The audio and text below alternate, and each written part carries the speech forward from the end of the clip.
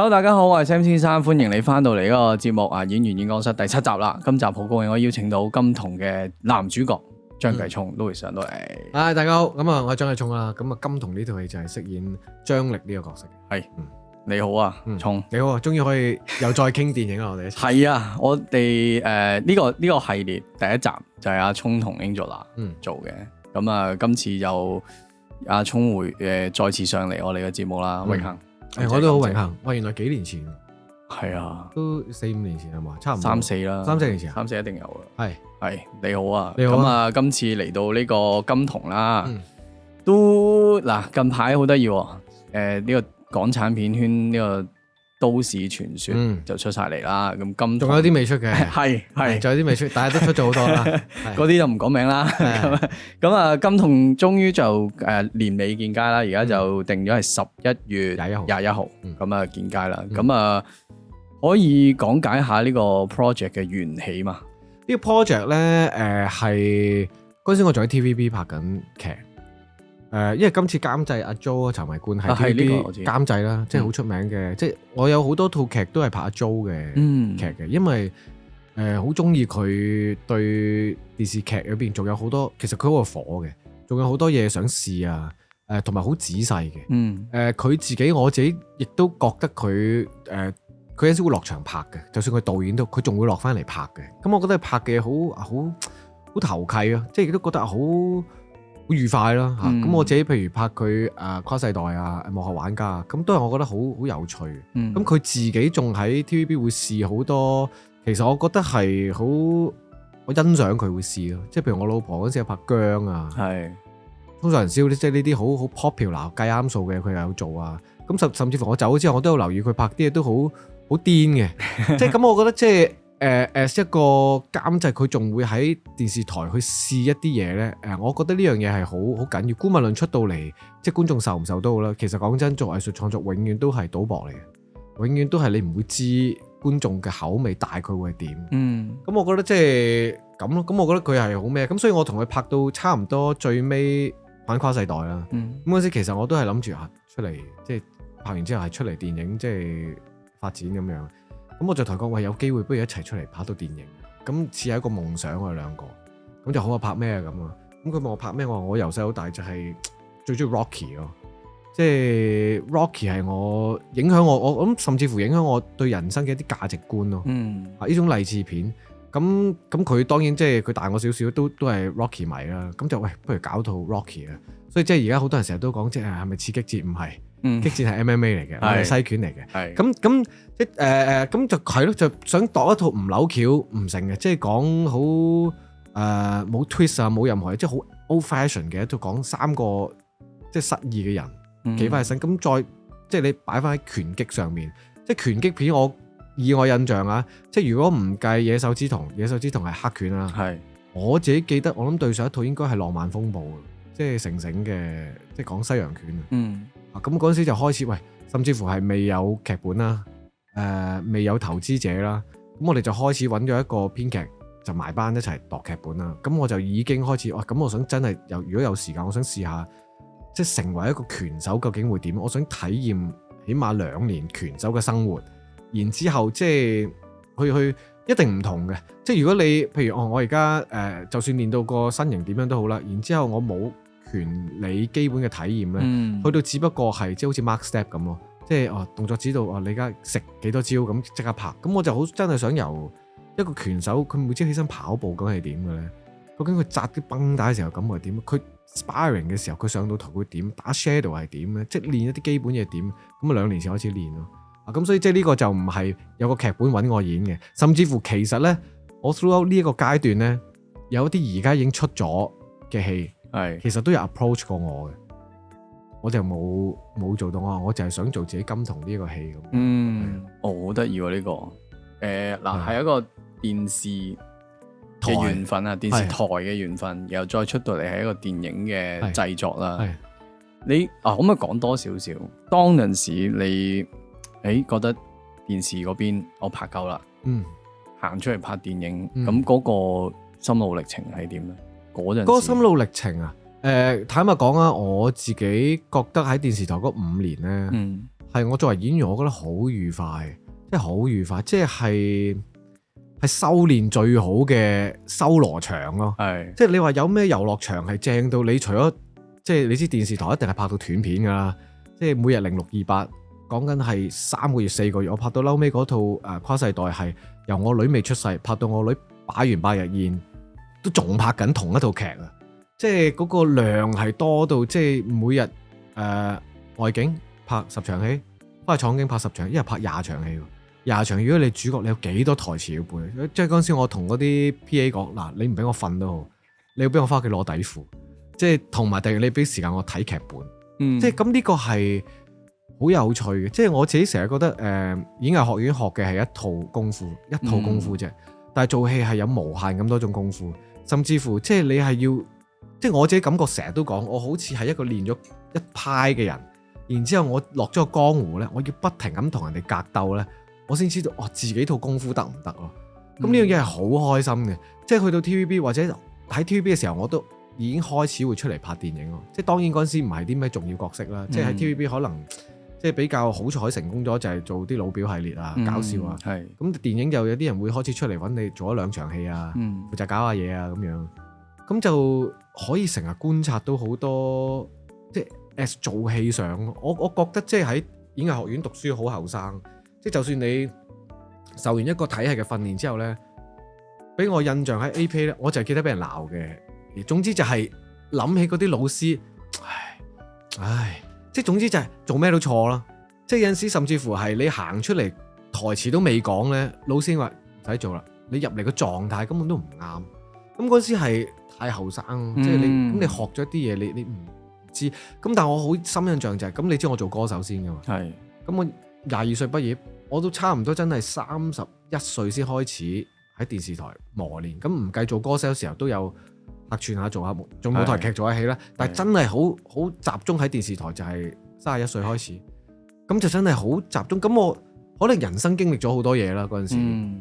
咁就突然間開始完全好似，我明以前老師話我咩，跟住做 TVB 嘅時候呢，其實我會劃分為頭嗰2年半呢，做嗰啲老表啊，就算做一啲正劇都係起勢咁樣去展現我覺得中意嘅 taste 喺演技上。譬如做老表嗰啲係癲嘅，即係咁加啲好瘋狂嘅嘢。我純粹係想試呢，我覺得好笑嘅，究竟觀眾覺得好唔好笑嘅？但我好在呢，我冇包袱嘅，即係我完全唔怕俾人鬧，因為我本身已經俾人鬧噶啦。即係已經係啊，咁真嘅，即係本身我做歌手都俾人鬧咁多年啦。咁我喺電視台有好在我係 nobody 嚟嘅，即係啲人覺得我一個歌手翻去做電視台，好多嘅 case 都係咁啦。即係甚至乎有少少覺得我做歌手好似唔係好如意，你又入去做係咁樣。咁我咁都冇人知，其實我係演藝學院畢業嘅。啲人覺得歌手咁初我做老表咧，有啲導演都覺得喂，做咩你咁咯。咁啊好在係有啲前輩同我講，哇你都幾搞笑，你 keep 住做啦，你唔好理佢哋，你做啦。咁監製好好啊，咁同埋嗰套因為係祖藍做監製啊嘛，即係佢係咁大家都係同一類人，佢就知道得噶啦，你咁做啦咁撞啱黃婉之又未拍過劇，阿 Bob 又未拍過劇，我哋3個癲嘅。咁我咪係咁試自己想試嘅，我想試嘅節奏啊，我想試嘅嘢啊。咁到喺電視台第一2套戲，好似突然間所謂入咗屋之後咧，多機會咗喺其他電影嘅人物客串咧，我就都係頭嗰2年半就係試。其實後生演員都係咁嘅，你係不停咁試，即係你要 make sure 試到就係我技藝，我出直拳係咪真係直拳先？我勾拳打唔打到人先？即係因為最慘係做戲咧，讀書嘅時候或者新演員有時最慘係咩？你明明喊緊咧，啲人覺得你個樣係笑緊。我明明笑緊，啲人覺得喂，你做乜喊？即係嗰種我走緊直線，啲人覺得我走彎線，即係基本技巧未做到咧，其實就要磨練咯。咁我諗我喺頭2年 TVB 就係試呢樣嘢啫。我咁我覺得 OK 喎。咁你就係接受緊一啲即係面對緊啲最 mass 嘅普羅大眾，即係牛頭角嘅陳太，佢唔會同你講演技，佢就係覺得好唔好睇，就係覺得係咪入型入格。咁你話勤唔勤力？超勤力。即係我做一套戲係。譬如做食為奴咁樣，我係花半年之前睇書，睇超多書。我由女真族開始睇，即係如果我演一個貝勒，我就由女真族開始睇，即係金人開始睇，睇咗好多小說啊，睇咗好多影視作品。你甚至乎會睇到一個位係，我個 impulse 唔同咗。咁呢啲對於我嚟講係好玩。咁到下嗰2年半開始，我就減嘢，我就開始唔做呢個得唔得咧？唔做呢個得唔得咧？即係將啲嘢再冚入啲得唔得咧？或者喺電視台，我覺得其實最好玩係咩咧？有陣時有啲劇本咧，你覺得好新穎，但係其實佢本身嘅起承轉合個結構都太新啦，係冇嘅。咁你係唔得嘅。咁但係你拍一啲即係，所以其實我唔拍老土嘅劇本嘅，因為老土嘅劇本咧係即係話嗰個 formula 其實係好齊整，好齊整嘅。即係有陣時你又要 be fair，就係一個電視台做咗幾十年，做過好多好經典嘅嘢咧，其實佢哋一定有一個 formula 係好準。但係咪每次都用同一個 formula 咧？咁個世代唔同，梗係唔同啦。咁我就開始成日都呢場要喊啊，我就唔呢場唔喊，我就下兩場先喊。咁跟住你覺得呢樣嘢係要呢個先係結果咩？其實唔係，係個1去到9係最重要。有陣時就會做到，我就係唔喊，就睇下觀眾喊唔喊。但係嗰陣時有冇其他譬如導演啊、監製啊，會比較想你都係喊翻啦，定係都俾到個空間？其實我覺得好好彩喎，我好快喺 TVB 咧，我諗拍完第一套之後咧，都冇導演搞我噶啦，即係啲導演覺得哇你 OK 喎，你自己做，佢知道你嗰個可以去到邊。係，即係甚至乎我好感謝電視台，我最感謝郭晉安，即係安仔係即係一個好 experience 嘅演員啦，係咪視帝添啦？係，即係我最記得係第一次睇老表，我哋一齊食飯睇第一集我出場，但係我已經知道咗電視台感受咗第一次拍戲係咁樣，我超難，我覺得即係唔係我哋 APA 訓練出嚟，你就會明一啲好獨有嘅 technique，你係電視台先至會有。例如係咩呢？例如如果而家要跑場，我同你傾偈，有一個 emotion， 跟住我嬲走咗出去，喺個走廊同人哋再有另外一場戲。咁你睇嘅時候覺得好順啦，但其實呢場係4月拍嘅，走廊係7月先拍嘅。咁你就要記得呢一場嘅情緒，我接翻出一推門一出 cut 個 shot，我情緒一模一樣。你要一模一樣。咁你個劇本你要識得抹。你要識得抹，即係或者你睇劇本，我角色係咁畫咗條線出嚟係咁樣啊，但係佢唔係順拍噶嘛，佢係調轉拍噶嘛。咁你覺得譬如唔好話去到拍到最高潮4/3嗰場我拍咗喎，咁你要翻屋企攞個劇本畫翻條線出嚟，嗰條線我拍咗呢度咁樣，我第一場我要調翻條線，我要調翻，我咁樣先連得翻條線。甚至乎唔好就係講你自己啊，我自己諗個角色係咁做啊，你唔會知人哋點做噶嘛。哇，原來佢咁樣做。我就即刻要調過晒啲線，我套功夫要即刻調過晒，我同你一齊做。咁呢個係好好嘅訓練。咁安仔就係一個我同佢拍過老表啦，中間人啦。咁中間人其實都係一個好 drama 嘅戲，都第一次人覺得你做 drama 都幾有重量嘅，都喺入邊試緊好多唔同，我就覺得好有趣啊！即係 AP 我哋學咗一種功夫啦，出到嚟係打爛仔交嘅。即係以前好多人就覺得我哋 AP 嘅人好死咕咕，而家唔係啦，而家我哋好多師兄弟妹都出咗嚟。但係以前係俾人覺得好死咕咕，係因為我哋都仲要講，喂，唔係，我哋要攞翻5個 W 出嚟研究嘅。同埋外國都有一種就係話，學院派，即係會標籤嗰啲演員係嗰首嘢就嗰首嘢。其實而家學唔學院派，即係我幾年前拍《窄路微塵》，拍馬蒂蓮娜嘅時候，因為嗰時 Covid 啊嘛，成年我就睇翻晒史丹尼斯拉夫斯基書啊，睇翻晒我以前啲劇本啊。甚至乎攞翻自己論文出嚟睇啊！我都發覺其實係咁，你史丹尼斯拉夫斯基100幾年前嘅人，佢嘅 theory 最後影響咗3大 acting teacher， 即係喺美國。然之後嗰3大 acting teacher 有教咗無數咁多好 brilliant 嘅學生，即係 Brando 啊、Robert De Niro。咁佢哋而家都70歲啦，咁佢哋都已經實踐咗50年、60年。咁而家其實都會再唔同咗。咁當然啦，我睇翻史丹尼斯拉夫斯基，咁嗰陣時佢冇 internet。嗰陣時佢係舞台劇嚟添，即係甚至乎係唔係 for 電影嘅，佢哋嗰個體系。咁同埋 acting 咧都有 style 嘅，唔同年代都有唔同，聽歌有 style，其實 acting 都有 style 嘅。係嘅，都節奏上都可以好唔同，都有 style 嘅。即係你睇 Al Pacino 80-90年代啲好大力，你試下而家做咁大力，你又覺得哇好太大力。咁 Al Pacino 自己都講，後生好似 overact 咗喎。即係咁係因為唔同啊嘛。你睇我哋80-90年代，我哋啲好 legend 嘅演員，佢哋都係。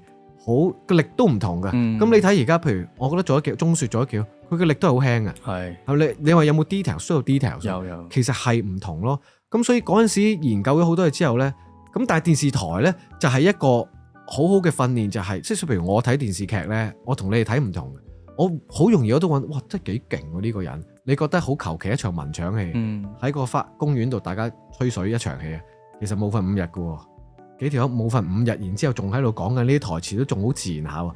即係我記得我讀緊演藝嘅時候咧，咁我哋嘅老師都係即係我恩師三叔嘅林立三，咁佢都喺電視台好耐啊。佢話即係唔好講咁多，唔好講演技，大家冇瞓3日，即係個肝已經想爆開㗎啦，大家都口乾，跟住又我試過拍到咧係阿聰，我拍完個所，好你褪個少少先，而家唔能你搏就係懟佢單頭，下一個有意識，聰起身啦，係咁樣喎，即係或者試過企喺度未到我企喺度，你已經係 feel 到入咗 Inception 第4個 stage， 聰到你係2步行翻埋嗰位即刻講台詞，你要入翻去，哇！呢啲 AP 唔會教你㗎，即係史丹尼斯拉夫斯基都估唔到原來演員要去到咁樣喎，咁所以呢啲就係。但係即係譬如甚至乎電視台，我覺得好好都好啦。其實嚴格上嚟講咧，電影導演有啲睇法，但係喺個量咁大咧，即係嗱，我唔敢講而家，因為我已經走咗好耐。係，但係當時我喺電視台，我覺得對於我嚟講好好嘅訓練就係咧，咁啲導演拍咁多嘢，亦都咁快嘅時間之內嚇，咁快，即係冇得同韓劇比嘅，人哋幾百部機，有咁多個 shot，即係咁電視台點樣係得咁多時間拍嘅啫喎？咁一定係搶日光啊！即係外景就快啲啦，咁一定係咁嘅 wide shot 對 cut， 最後 wide shot 或者 check， 一定有 formula 係咁樣噶啦。咁呢個就起碼初我嚟講咧，係一個舞台劇演員，我就知道原來剪接係咁樣嘅，即係咁為之一場戲。咁喺呢個情況之下，再加上咁導演唔會有啲好強嘅處理，係我想長有嘅，其實都有一啲導演會我有處理，我想咁樣開。有個 check shot， 有個氣氛先，呢度加個氣氛先。但係呢啲好有 talent 嘅導演咧，好快就做咗監製嘅，即係佢就會你幾掂升咗上監製，咁嗰啲副導演咧就會升咗上去做導演噶啦。咁即係永遠都唔係喺一個 right position 有一個人咯。即係我自己觀察就係，譬如我拍過幾套好叻嘅導演咧，其實我第2年佢已經做咗監製噶啦。咁咯，咁所以就我覺得好嘅訓練就係你演員要自己諗啦。你就要點樣？就算係即係其實我記得喺 TVB 嘅時候，我都有陣時都成日問我嘅老師，即係三叔，點解即係有陣時有啲人覺得個演員好做作咧？點解好作狀咧？或者有陣時我點解有啲台詞，我今日第3集講咗一次啦，我第4集又要講一次，即係咁有啲人就覺得有啲導演就講因為咧，即係個師奶佢miss 咗呢一段咧，佢下一集翻嚟都要追得翻。係有呢啲 theory 嘅，甚至乎有人都講我要聽都聽到個戲，即因為我煮緊飯。咁呢個係而家仲 work 唔 work？大家去探討啦。但係以前係咁樣啦。咁但係我都會問嘅。咁作為一個演員，我點樣去 adapt 呢啲 situation 咧？咁我老師講得好好喎，三叔講，即係譬如同一句台詞，我要講1萬次，我又要同你講一次。即係如果唔識諗就覺得交代劇情，我有個交代劇情。但係其實你諗下人生唔係嘅喎。你試下失戀。你1個禮拜約人7日出去飲嘢，次次唔同 friend，你都係講一次一樣。佢咁樣飛我，佢咁樣飛我，講到你啲 friend 都覺得又講啊。咁你都日常生活都會㗎。咁點解唔可以啊？咁或者即係譬如冇鏡頭處理嘅喎，咁紀錄片都好睇㗎。你咪當自己係紀錄片演員。同埋 subtext 某程度上都重要㗎嘛。即係你可以收埋好多嘢唔講。係嗱呢個即係講緊。即係我哋講 subtext， 即係有陣時我面講一陣，我底其實唔係就可以嘅，其實可以 play。咁電影甚至乎電影就再勁啲係簡約埋，冇咗面嗰句台詞，就係用 pause 或者用 silence 去處理嗰個 tension 都有嘅。咁但係我覺得 TVB 好訓練咯。咁佢冇導演啊，咁我嘅演技冇鏡頭處理就我演技，甚至乎有陣時點解會覺得好作狀咧？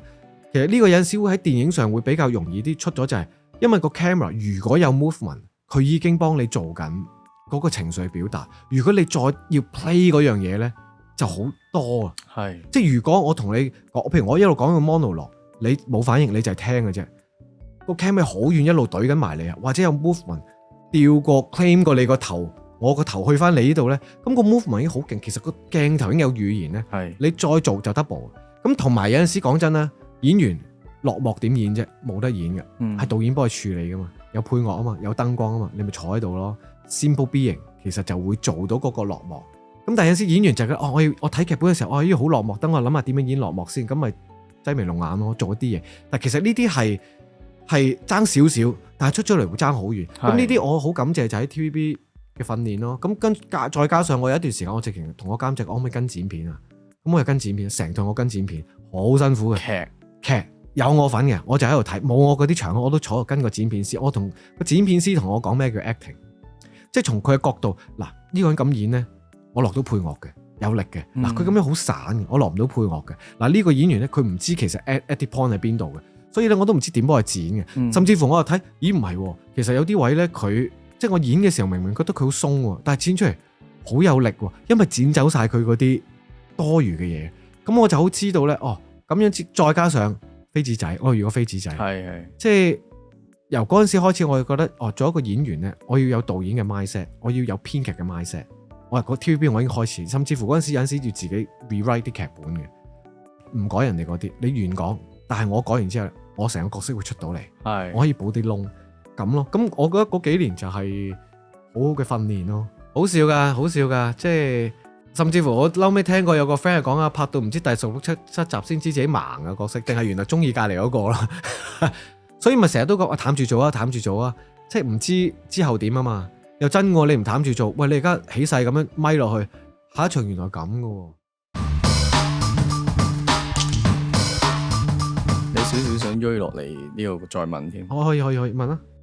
頭先你都提到啦，就係即係一講演戲，阿聰就係咁噶啦，好中意，有分享證。係我好中意，亦都好好聽。嗱，有再追問落去嘅話，都有一派會講就係 OK， 你入咗電視台，因為佢就係一個好流水式。佢有啲好既定嘅嘢，佢個 cam 係嗰個位，你俾到一個佢接受嘅反應，佢就會 take OK good take， 跟住就下一場。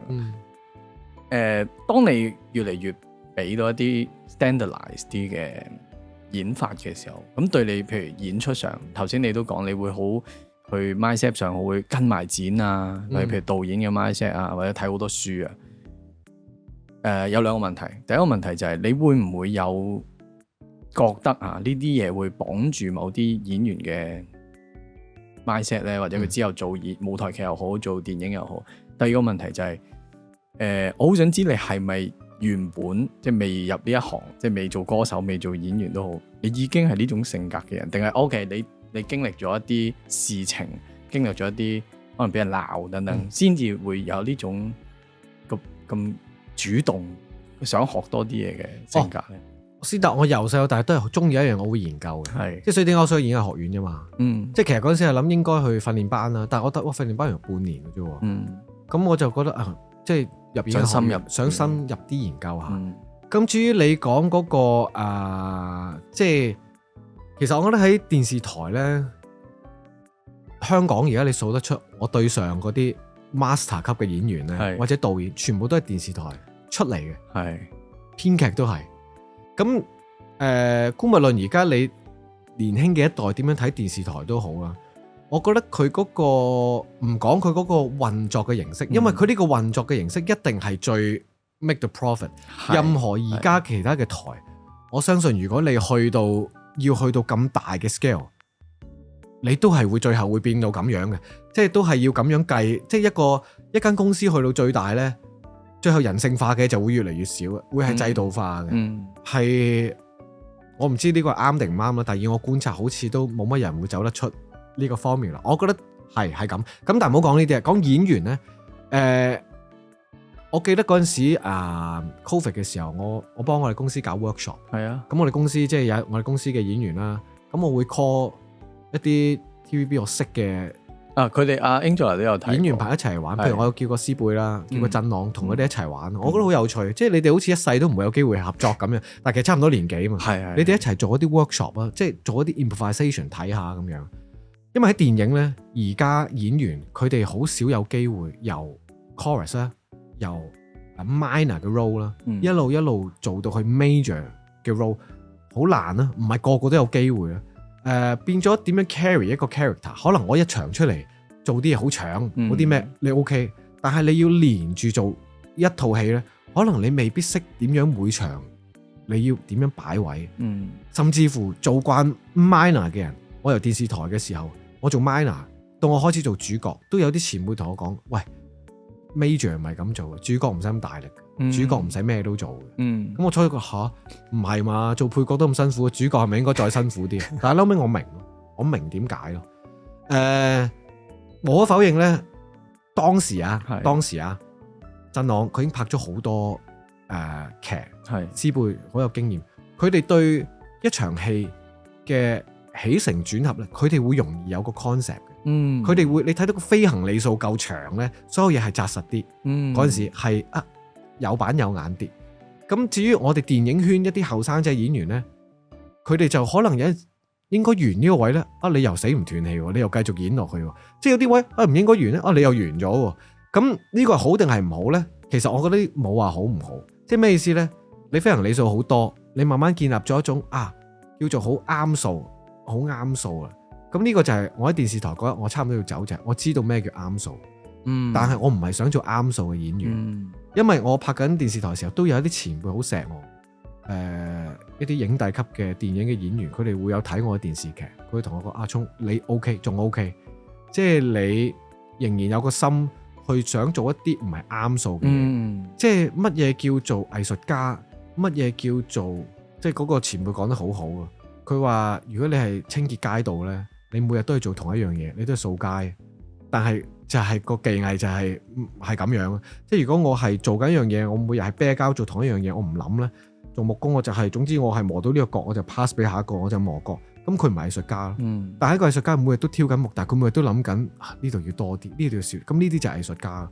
即係話咩意思咧？你每日做緊同一樣嘢，但係你仲會唔會諗，其實可以唔咁做，得唔得咧？可以咁咯。咁所以就係好容易做得多咧，就會有一種泥水嘅感覺。就演員都好容易跌入咗嗱，係咪啊？咁咪啱咯，係咁咯。咁但係你自己唔知嘅，人哋就覺得。係咁咯，即係佢估到咯，即係我做演員最大鑊係咩？就係估到啊嘛。即係而家我哋睇嘅其實好簡單啊，但係個難度就係越嚟越咁啦。咁而家每個人都睇咁多嘢，我點樣估唔到啊？咁但係如果你下下有陣時就係我係要你估唔到啊，去到太遠咧，我又唔想估喎。即係佢哋哇咁遠，你明唔明啊？睇戲都係咧，即係你要點樣攞到嗰個係做創作，永遠都係我俾你估到少少你以為個即係同個觀眾玩心理啫？你覺得估到咩 ？Sorry 你又估唔到喎。咁所以點解我哋睇外國有陣時有啲戲，哇個哭，哇一次過反翻轉頭嘅，你覺得哇一定要睇埋下一套，或者一個演員你睇到 amazing， 佢永遠都係有啲咁頑皮嘅諗法，又或者開頭嗰80分鐘你都唔明點解咁演，一次過到90分，第90分鐘揭啲嘢嘅時候，原來係咁。係啊，即係呢個其實就係嗰種叫做懸疑性，係導演講故事要有懸疑性，演員要有，編劇要有。咁我覺得即係喺電視台有陣時，所以呢樣嘢係就真係睇個別嘅演員。其實我覺得任何嘅職業都係咯。你做咗一樣嘢做得耐呢，你一定係覺得自己我 mastering 到一啲嘢，但係你仲有冇個心覺得好似咁樣唔係好有趣喎？即係咪要加啲嘢呢？咁呢個就好斷定你仲會唔會覺得前面有路？突然間有條路。譬如我自己呢，喺電視台做到後邊呢，我都仲會逼自己。有啲位我唔會咁樣做，我會試，即係可能衰嘅，即係衰咪衰咯。但係喺個基本上我都好知道咁係唔會衰嘅。咁但係喺入邊我就會試曳啲得唔得，減啲得唔得咧？即係個個都咁鬼大力，我細力啲得唔得咧？即係咁咯。咁去到電影我都仲試緊嘅。就算到而家，譬如我對上一套拍嘅戲就係長島必贏啦，我哋都仲喺個片場試緊一啲得唔得㗎？試下咯。我係咁樣咯。就算拍緊有啲戲係個劇本。死啦！我真係要自保啊！成套嘢我都要自保喎。咁我都試緊嘢嘅，即係就算有陣時有啲戲，即係職業演員係咁咯。即係職業演員咁講真啦，即係我哋嘅錯誤率係好高嘅，即係或者喺觀眾嘅扣分率係好高嘅。係，因為我唔係業餘演員啊，我唔係得閒出嚟玩話劇，我係職業演員。職業演員就係要不停拍戲，養到你嘅生活先至叫職業演員。咁我覺得好托賴，我係職業演員，所以有一段時期我咩戲都會接，即係接得我就會諗 OK， 即係有陣時你睇到睇到啲砌出嚟。今次係一個好有趣嘅故事，有機會，但係呢個情況唔多咯，大部分情況都係死啦，揾唔揾到啲嘢玩咧，或者自保咧，即係好似你鋤地咁樣打開，哇，又冇又唔連又咩啤都冇啊，係啦，最緊要唔好俾人炒，咁但係喺入邊都試到嘢嘅，都試到嘢嘅，即係有陣時我去到最後咧，直情我係試緊，究竟我入個狀態，我一撻就入得唔得咧？唔搞咁多，一撻得唔得？我有陣時都會試啲嘢，即係有陣時試下試到咧。我試下做咗唔記得個 cam 又得唔得咧？我真係想試到入到同我就咁傾偈得唔得咧？咁我都仲每次都揾啲嘢試下咯。咁我覺得呢個就好斷定，作為一個演員，你仲會唔會繼續向前行？繼續向前行，個心態好緊要啊！好緊要啊！我自己成日都會提醒自己係，同埋有陣時咧，講真咧，而家一睇個劇本同導演合作咗好耐，即係好多其實我覺得同電影或導演或者攝影師咧，其實同演員嘅關係好微妙嘅。而家咧，我一入埋去第一日，大家應該第一日合作，第一個鏡頭，我行埋去鏡頭度睇個 size， 問一問導演你下一個 shot 係咩？其實我就知道個導演大概係邊度。攝影師我諗一睇到我點演咧，就知道我係喺邊度。大家都知噶啦，即係一埋就知噶啦。其實你擺得到咁樣，哇，咁樣一個 shot 又唔鬆又唔緊咁樣，點演啊？仲演到尾啊？咁跟住睇下下一 shot 咩？下一個 shot 再接，我就知哦，可能個導演未諗得好仔細，唔緊要，我哋再睇下點樣做，係咁樣咯。咁所以我仲會咁樣咯。所以到而家都成日覺得好似唔係好掂喎，即係而家睇翻唔係好掂喎，下次真係唔好咁試喎。我都仲會㗎，我覺得咁樣先好玩嘛。即係如果唔係咧，一睇劇本，你覺得哦，想像到啊。如果拍出嚟又係想像嗰樣嘢咧，咁有咩好玩啫？哦，係嘛？即係咁樣咯。甚至其他外國演員好多都俾自己玩好多唔同嘅嘢，即係正經得嚟，佢咪玩啲out of control 嘅嘢。同埋呢個就好譬如我最近睇一戰再戰咁樣，我就覺得好正咯。即係呢啲咪就係咁，你睇 Sean Penn 即係去到玩到咁樣，係嘛？咁但係唔係佢自己會有人話佢 overact 嘅。咁呢個嗱，其實咁講真啦，即係呢個就係成個配套咯。即係個導演唔線你，側邊啲人又係咁演，咁你先得噶嘛。即係啲人成日都講哦，你係咪突咗出嚟啊？定係凹咗落去啊？其實冇嘅，係演技咧，你係要全部人一齊形成一個 curve，你先知道佢突出嚟定咩嘅。即係我成日都講，如果我而家要我同一啲全部素人一齊演咧，我係要收到好細啊！我係啲咬字，如果全部人都要懶音咧，我係唔可以有嗰啲舞台劇腔啊，完全要收到好細啊！嗰啲鏡頭要近乎冇力水啊！如果唔係，我就會突出嚟嘅。呢個位作為影評就有樣好麻煩嘅嘢，就係我哋去 judge 一個人究竟喺套戲裏邊做得好定唔好咧，好難。因為其實你再 in depth 去諗，其實佢會唔會因為剪走咗啲，絕對係啦，大嘅嘢，所以先會咁 flat 啦。或者剪走咗啲 flag 嘅地方，先會咁突然間嗰場起身啦。即係我試過拍啲戲係，哇玩我，哇咁樣你剪咗我前一個大佬問你嗰陣時又話唔會剪呢個，我哋突然間去到1去到10，都會有呢啲咁樣嘅情況嘅。咁所以係冇得比㗎啦，冇嘅。咁所以即係但係我覺得咁咯，即係我哋做呢行做緊演員，咁當然係如果你諗好 competitive，咁當然係一個好殘酷一個職業啦。喂，你仲有機會俾你試嘢，即係所以點解就係仲試？你試下呢度衰咗啊，下到冇人揾你嘅。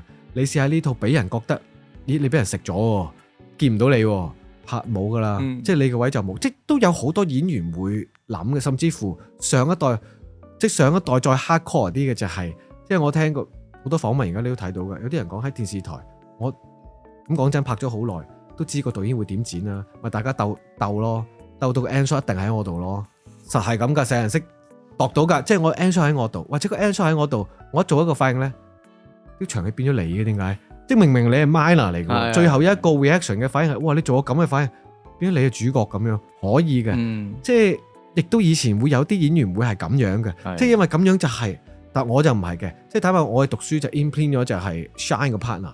同埋之前你都有提過話某一場 OK， 我知道係譬如阿娜姐嘅或者 Angela 嘅，你就會嗰一場俾佢。其實去到最後咧，我自己覺得，即係我都有少少係有覺得好似好蝕底啊。係，我就係想攞我自己 career 試一次啊，我就係唔覺得係咁。哦，即係我覺得即係其實去到最後演員都唔係最重要，導演唔係最重要，即係一劇之本其實去到最後係個劇本嗰個 message 最緊要。即係所以 day one 你問個導演同我導演合作而家傾就係你想講個咩故事？即係呢個故事其實好簡單嘅啫，即係所有故事其實導演的話咧係應該要最簡單。我想講呢個世界係善良嘅 ，OK 善良。咁 how 你點樣講呢個故事咧？咁就透過戰爭片，你可以透過最黑暗地方去到最原來我講善良嘅咁樣。咁其實都係講樣好簡單嘅嘢咯。咁每一個角色都係其中一個齒輪啫嘛。即係如果你譬如我就係我知道個命題係講呢樣嘢，拆開80場戲就點樣鋪排去到最後就要俾觀眾知道呢個命題，咁你就好知道每一場其實係做乜嘢，每一句台詞其實做乜嘢，咁你就可以刪減咗好多無謂嘅 choice，你就知道邊個位好啄住佢呢。其實我就幫緊導演去講故事。其實你而家個 mindset 已經好創作嗰邊嘅，即係嗱頭先你提過你有即係幾個 stage 啦，都嚟到呢個真係要創作金童，即係講下今集嘅主題先啊。金童嘅呢個古仔同你成為咗爹哋有冇關係咧？同你唔同嘅 stage 有冇關係咧？即係呢個古仔，尤其你中意 Rocky，咁你細個會唔會係有啲嘢係關 Rocky 事嘅咧？我有，即係 Rocky 就係影響咗我嘅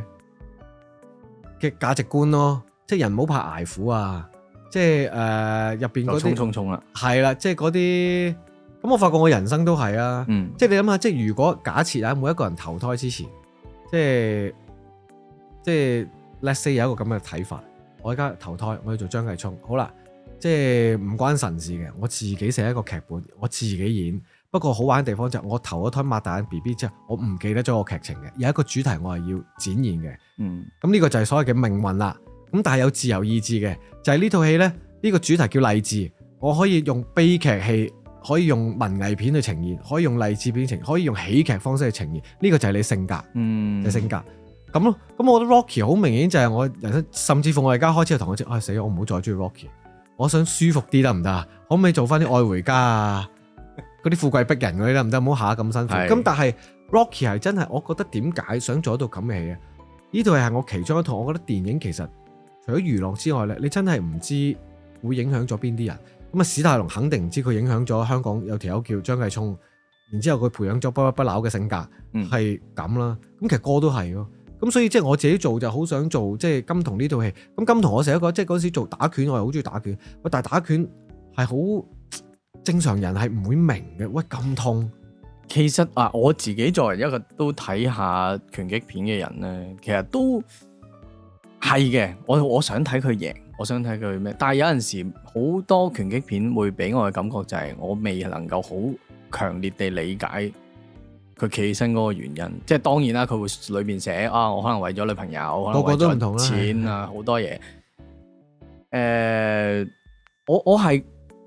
所以我就問會唔會關個 stage 啊？即係你寫呢個劇本嘅時，即係諗呢個故仔。呢個戲咧，即係你有睇啦。佢即係講緊一個後生同你真係一個成熟嘅人。其實人生我自己覺得啊，你如果好籠統咁戒一刀，就係你未結婚、未有家庭之前，咁你咪細路仔咯，咪男仔咯，即係自己一個係男仔咯。點樣開始？你真係可能我比較 old fashion 啲。你點樣真係成為一個男人？你嘅生活唔再為你自己而努力，你係為你屋企嘅人，你係為咗你老婆，為咗你嘅小朋友，你個力係會唔同咗嘅。咁我自己都係經歷呢個階段咯。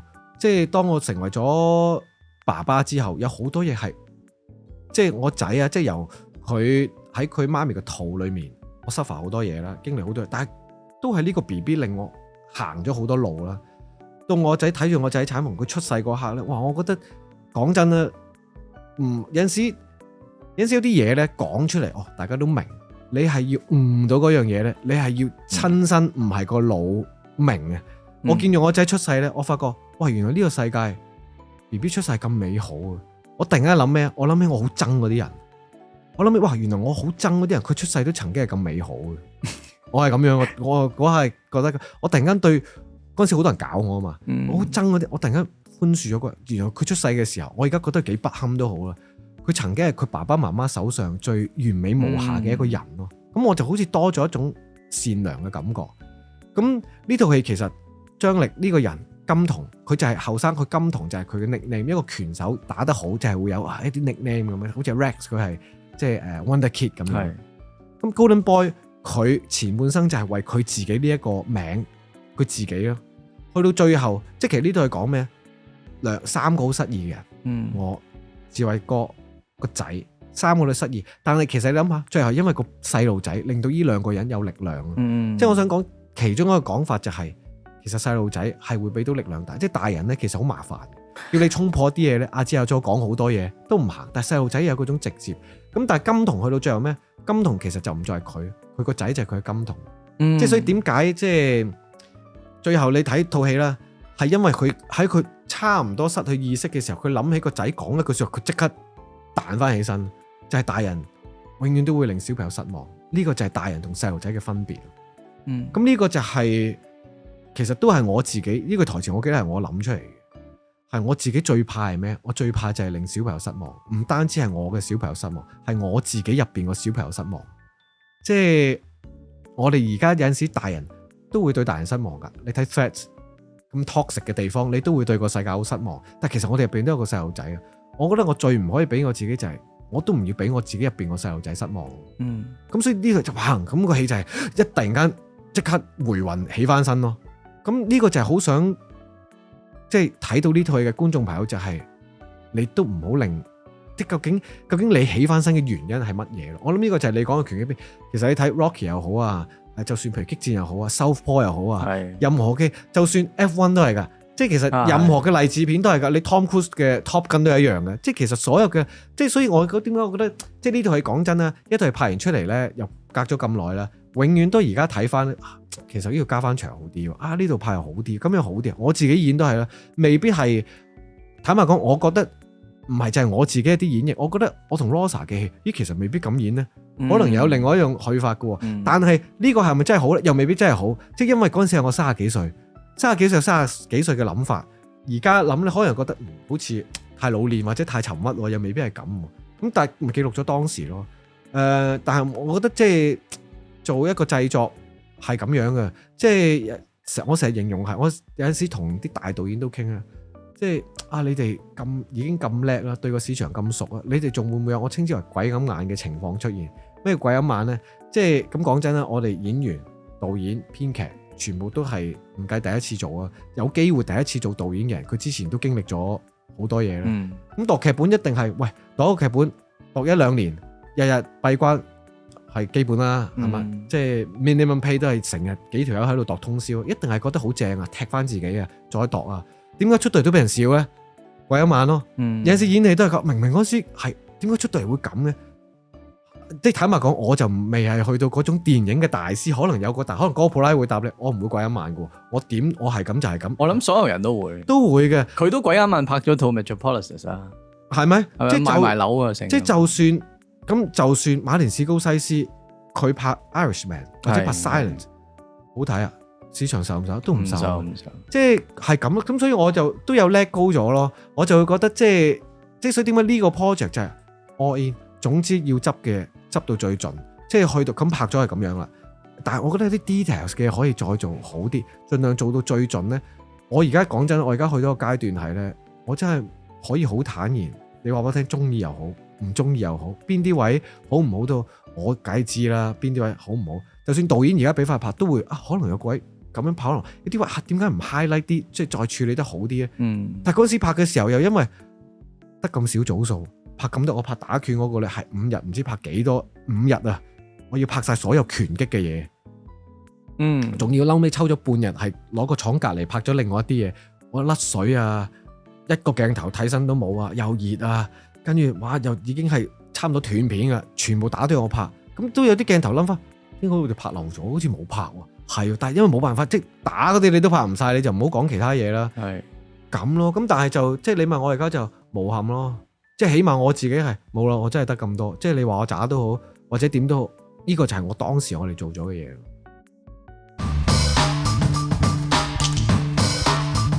過去就係因為我睇呢套戲咧，講少我自己感受啦嚇。你頭先咧，你講到你個譬如見到個仔出世嗰一下，講俾一啲未見即係冇下一代、未有小朋友嘅人，佢哋唔會明。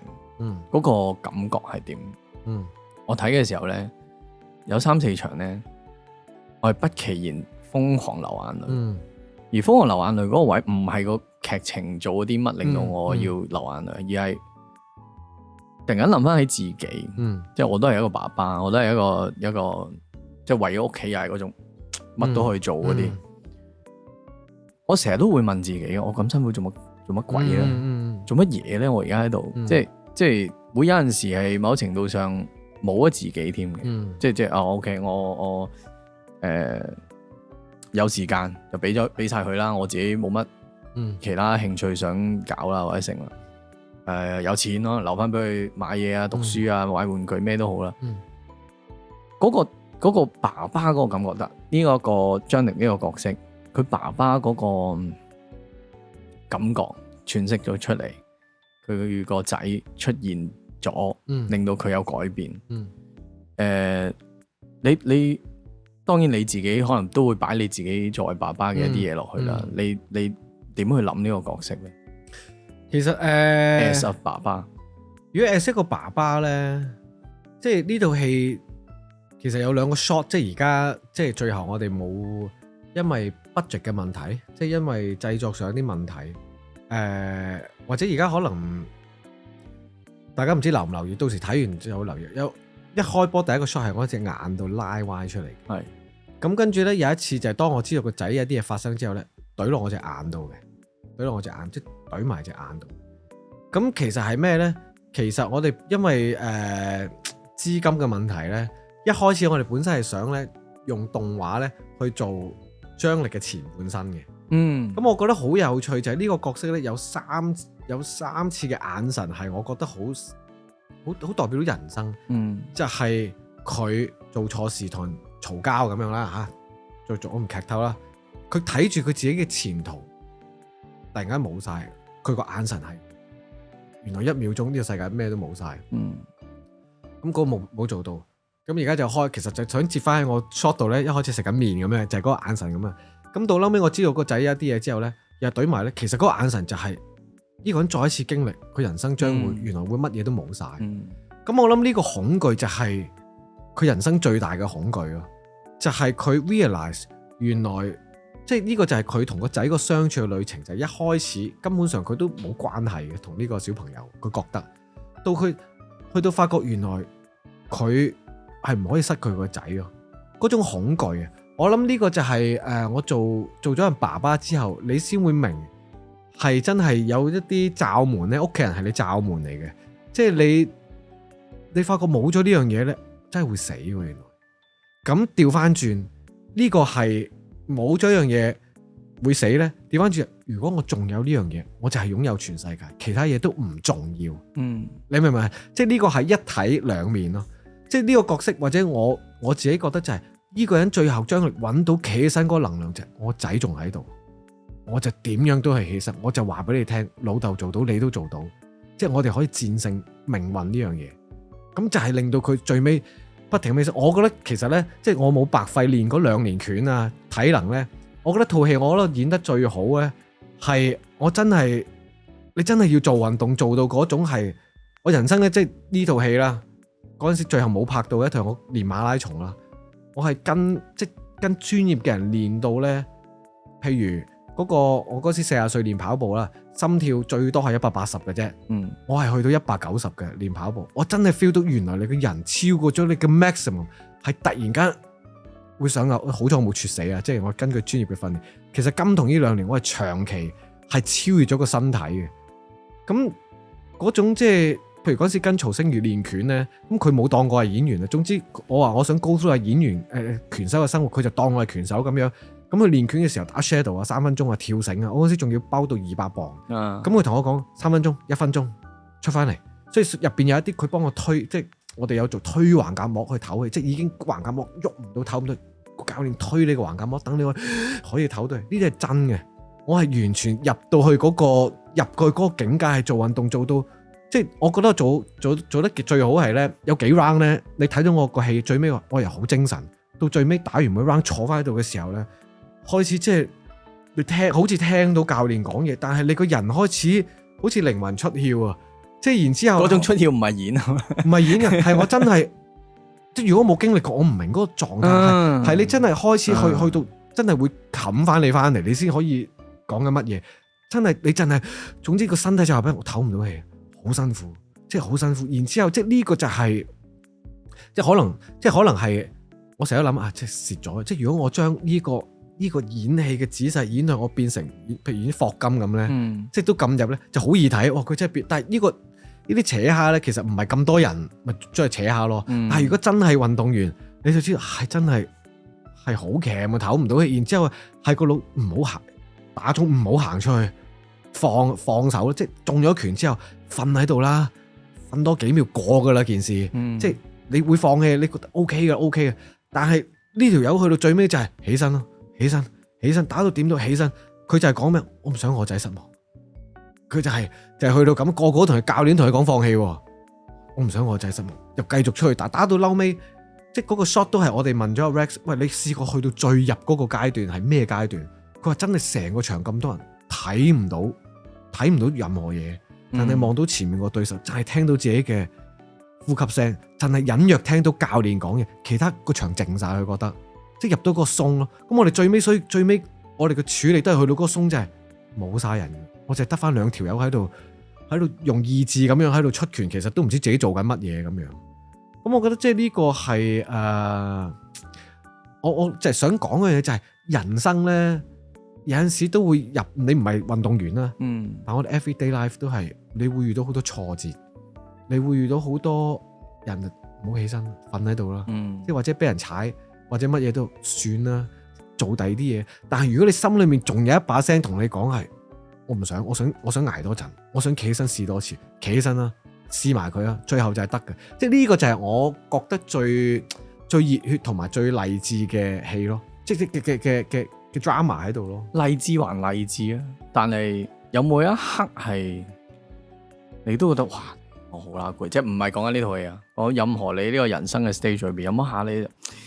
哎呀，好啦攰，咁梗係有啦，梗係有啦，即係長期添啦。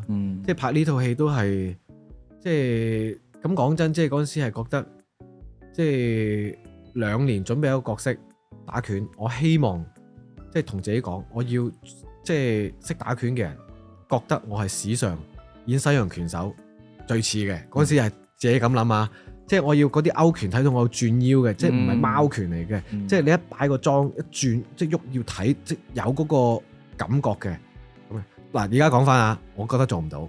即係我覺得學2年，即係可能我睇啲 reference 全部都係世界級嘅拳手咧。而家睇翻次，咁你自己攞自己同世界級比就唔正常啦。我得嗰年幾2年，咁但係盡咗力咯。咁但係你話嗰個身體辛唔辛苦？其實每一日都好辛苦嘅。即係做 gym 一日半日梗係唔辛苦啦。但係一日散咗，而家好多人點解成日做唔到運動啫？就係一日好有拼勁啊嘛，跟住就佢斷咗之後，好辛苦，我唔做啦。即係就係咁先堅持唔到。但我2年日日做，日日食8餐，跟住仲要拍緊好多戲。我由女王撞到正開始，其實已經係準備緊呢個角色嘅，收工已經去做 gym。你諗下幾耐之前嘅戲，2年喎，每日做同一件事唔難㗎，又唔係叫我計數，又唔係叫我有咩難題，冇㗎，咪行入去啫嘛。但係個身好痛㗎嘛，每一次都係要教練幫我鬆翻啲筋膜，嗌晒救命咁樣，咪做咯。咁當中成日都哇覺得不如放棄啦，跟住又唔知揾唔揾到錢拍喎。我已經開始個 project，跟住個身又越嚟越肥，越嚟越走晒樣，好多戲又接唔到啊，好多導演話點解你咁樣噶？咁你係豪賭緊自己嘅 career。咁到拍嘅時候呢，我記得第一日即係拍個 last closing，即係嗰5日拍打呢，我就係拍咗第一日去到放飯呢，我已經同我自己講。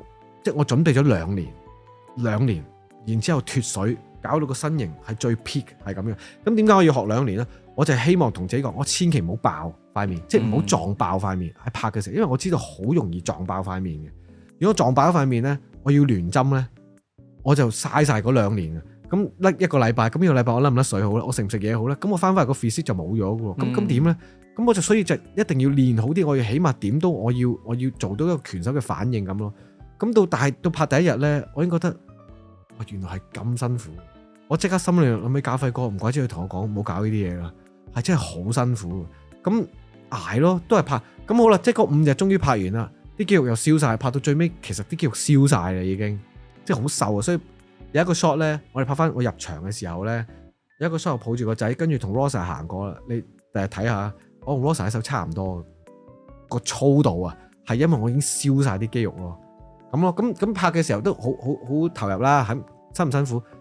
其實又唔係啲咩好勁嘅嘢嚟喎，個個都辛苦噶啦，即係個個拍戲都辛苦噶啦。咁但係個後期擺咗6年，又因為好多問題啊，好多資金嘅問題啊，套戲本身有好多設計想咁樣，冇錢又做唔到，要剪碎晒啲 shot 啊，即係咁你睇住好似好辛苦拍完之後變咗 K 胎喎，咁跟住到好啦要上啦，但係個 cut 唔係好得噶喎，即係咁算啦，即係。咁我去跟啦，即係我去揾人，即係跟過晒啲嘢啦，咁剪過啦，做埋統籌啦，我約邊個配音啦，即係邊個爭一句台詞，我都要自己去問，可唔可以俾翻句台詞我用電話錄俾我得噶啦，即係自己跟去聽 mixing 啦。咁咯。咁但係好得意喎，即係你聽落好似好辛苦啊，但係呢個過程其實又充滿愛嘅，即係因為有好多人係幫緊我，個個都覺得哇你咁癲，我幫你啊！即係有個前輩係幫我剪嗰套戲啊，後製公司即係我要處理好多數目嘅問題，有啲後製公司你自己出啊，收你平啲啦，咁咯。咁跟住有無數咁多人幫我，咁跟住我去聽 mixing，咁呢個演員點會聽 mixing 啫？咁我哋可以跟一個大師，佢幫我收貨嘅時候5本逐本聽，我就有機會聽到原來 mixing 係咁樣嘅，原來即係當你去聲音嘅時候，你點樣去聽3樣嘢：對白、特效、配樂，同埋個配樂師 engineer 喺度，同一個前輩喺度，佢哋3個喺度點樣傾呢場戲，點樣可以做到最好，有超多學問。即係其實我係好着數嘅，即係最好嘅咁嗰個老師傅，即係大師講嘅咩叫最好嘅配樂？有陣時你聽唔到先係最好嘅配樂，即係個情緒行緊啦。即係點樣可以喺即係作為一個導演，我係學多咗好多嘢，就係其實你都係要不停咁控制緊觀眾嘅情緒，即係你希望觀眾嘅情緒，你好似街佢去邊度，咁特效又好，聲音又好，對白又好，其實佢未起火，你就要撩下佢，咦你感覺到觀眾嘅情緒行緊嘅時候咧，你其他嘢有陣時要收嘅，如果唔係突然間會阻住嘅，呢個位突出嚟突然間唔得，你觀眾勾一勾就唔得噶啦，咁你又要推住掠住，咁我就覺得哇呢啲都係好正嘅嘢咯，咁我就覺得好有機會，咁所以即係你問我其他人生咁都癲啦，即係咁如果我入行嘅時候結個婚啫，即係娶個老婆啫，都搞到咁大件事，跟住又俾人講好耐，但係你而家問我諗翻咧，其實我又覺得係就係我之前講嘅嘢就係，我諗我投胎之前我寫俾自己有呢啲，所以人生你而家問我咧，我唔會用困難去define一件事，因為我覺得用乜嘢形容詞要好小心。做人啊，你睇任何一樣嘢，你用咩形容詞好小心。你形容呢個係挑戰咧，你就覺得 OK， 即係呢個係機會嚟啦，俾我表演。即係如果你覺得唔係啊，呢個係大鑊啦，個天又玩我，咁咪咁咯，你咪覺得咩都係玩你。然後當連續10件嘢都係瀨嘢嘅時候，你就會好容易。我唔會嘅，即係我甚至乎覺得咧，即係有啲人咁你話有冇人對過我好 harsh 好多？即係而家做一套戲，有陣時我哋演員企喺最前，都咁梗係好多人支持你啦嚇，留言套戲好睇，都有好多唔客氣嘅説話㗎。咁點解有陣時會回，有陣時唔會回咧？我覺得有啲需要 clarify 自己咪回咯。咁但係我覺得呢個有陣時都係一個機會，俾你去展現你係一個點樣嘅人。其實都係一個機會咯。即係遇到一啲挑戰咧，即係好似我行下有個石喺度嘅，你應該諗嗰個石我彈板嚟㗎，我踩住呢個石我就可以跳上去嘅。我就會咁諗咯，咁所以都我個人都係勵志底嘅，我人生都係勵志嘅。但係而家嗰40幾歲呢，個身體勞損多咗啦，容易攰咗啦，同埋 feel 到真係開始冇後生咁好力水呢，就慳少少咯。同埋都真係想翻愛回家嗰種，其實清茶淡飯，即係生活啊，一家人，哇，真係即係上有高堂，下有兒女咁樣啊，大家食飯好開心㗎。我覺得人生最大嘅祝福咯，係啊。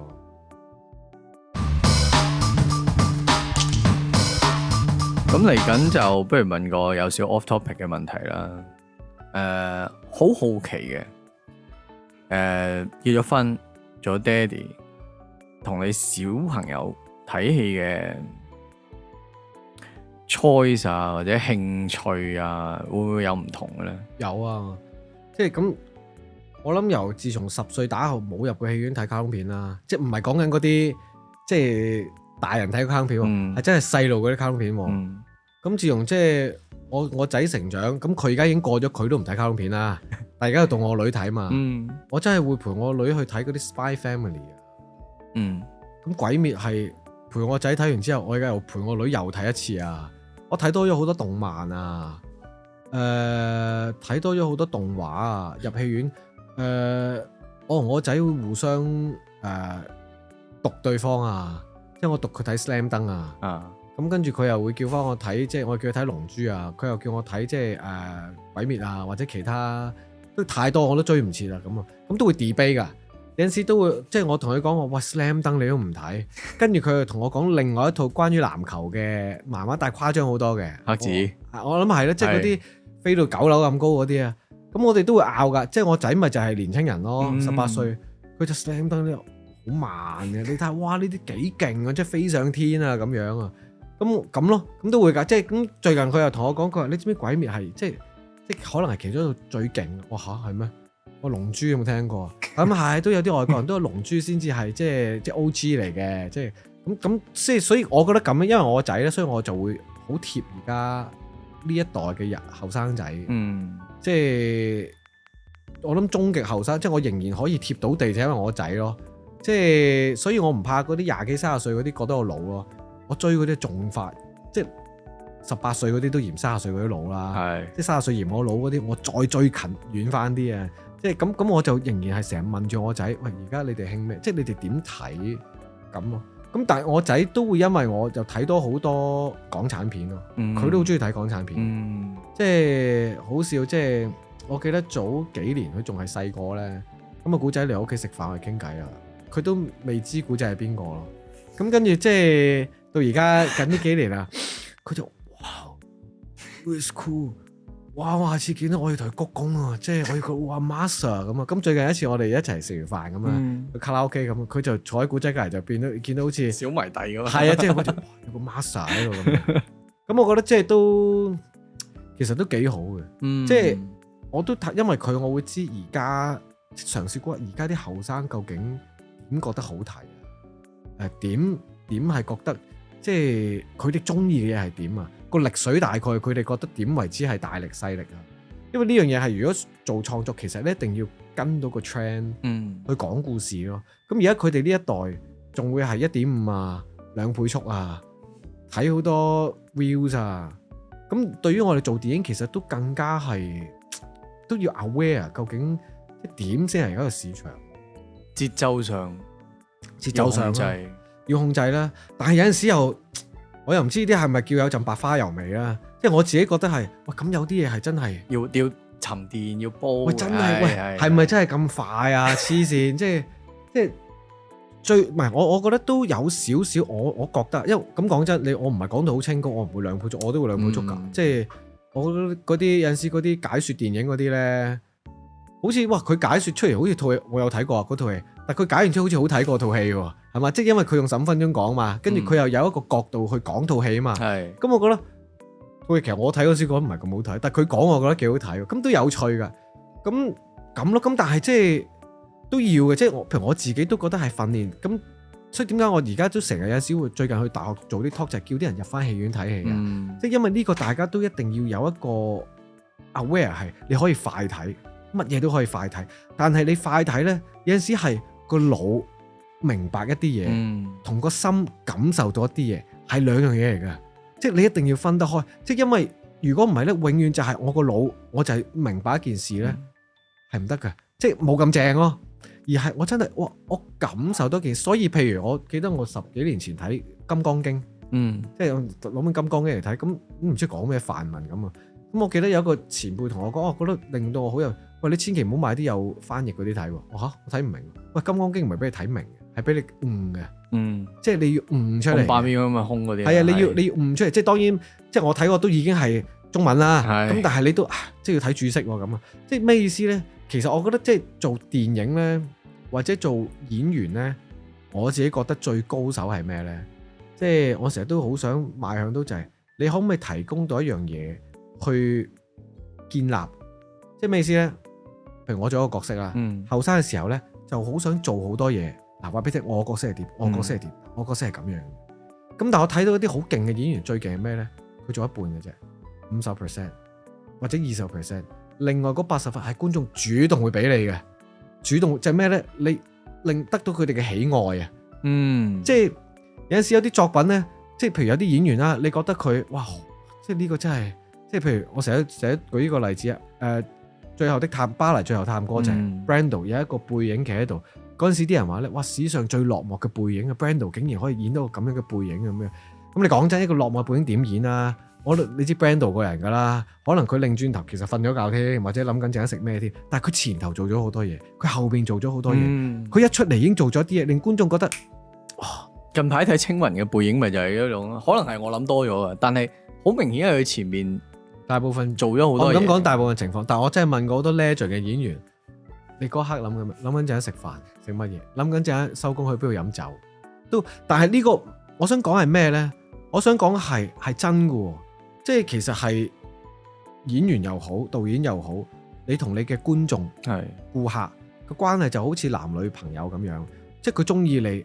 你就幫你諗埋，係啦，你得閒做少少，佢都覺得哇好好啊，唔中意你日日喺屋企樓下，佢報警拉你添啦。佢都係想見我啫，唔係佢其實叫你山長水遠買個糖水俾佢食，就係咁。咁所以即係，譬如我做演員咧，我已經係諗咧，即係好喺 TVB 我已經練緊咪，即係我要一出場 lovable，即係其實演員你睇最多最叻嘅演員都好咧，好 lovable 嘅，即係家輝哥就係一個最勁嘅人係。喂，咁化高龍。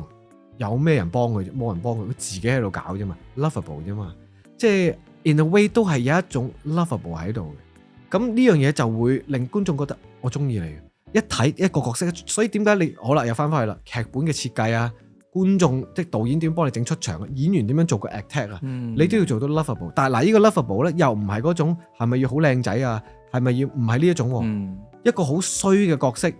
Sean Penn 都 lovable 㗎，係咪？你都覺得 lovable 黐線，佢做到咁樣，即係但係佢個角色奸嘅喎，你都覺得好 lovable，即係好有趣咯。咁呢個就係你可唔可以喺好快嘅情況之下，觀眾已經 lovable， 我中意你，佢就會主動咁樣坐前啲。